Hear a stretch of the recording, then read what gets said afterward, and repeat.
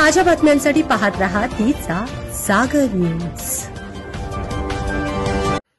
अलिबागपासून साधारण तास दीड तासाच्या अंतरावर असणाऱ्या रायगडच्या मुरुड तालुक्यातील कोयली किल्ल्याला लागूनच असणाऱ्या विस्तीर्ण आणि खोल समुद्रात एक संशयास्पद बोट आढळून आली।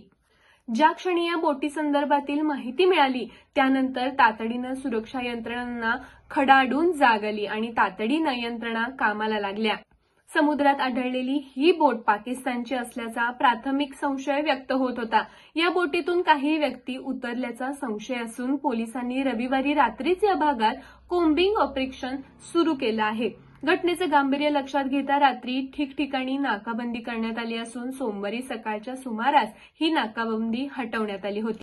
रायगड पोलीस, तटरक्षक दल, सीमा शुल्क विभाग, शीघ्र प्रतिसाद दल, स्थानिक गुन्हे शाखा, नौदल, बॉम्ब शोधक आणि नाशक पथक अशा सर्व यंत्रणा तिथं पोहोचल्या।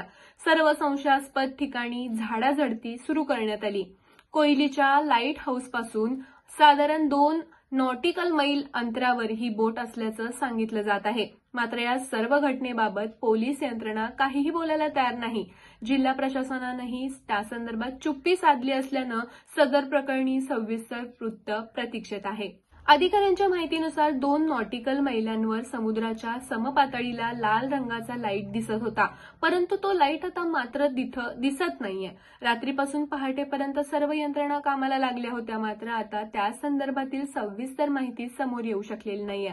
बोटीवर असलेल्या चिन्हावरून ती पाकिस्तानी असल्याचं म्हणत मोठ्या बोटीतून काही व्यक्ती लहान बोटीत उतरल्याचंही सांगण्यात येत आहे। मुंबईपासून काही अंतरावर असणाऱ्या अलिबाग, रेवंदडा, मुरुड, आवास अशा ठिकाणांवर सुट्ट्यांच्या निमित्तानं पर्यटकांची गर्दी असते।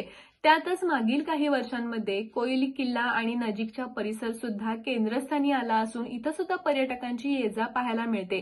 मासेमारी करून उदरनिर्वाह करणारी अनेक कुटुंब या कोयली गावात असून या भागाला पर्यटनामुळे आलेलं महत्त्व आणि तिथं होणारी गर्दी पाहता सध्याच्या या संवेदनशील प्रसंगी यंत्रणा सुद्धा प्रत्येक हालचालीवर लक्ष ठेवून आहे। शिवाय सागरी प्रवास मार्गे आणि तत्सम मार्गाने मुंबई सुद्धा अधिक जवळ असल्याच्या कारणानं कोणताही अनुचित प्रकार घडण्याआधीच रोखण्यासाठी म्हणून आता या बोटीकडून कोण उतरलं आणि ती बोट नेमकी कुठून आली या संदर्भातील सविस्तर तपास यंत्रणा करत आहे।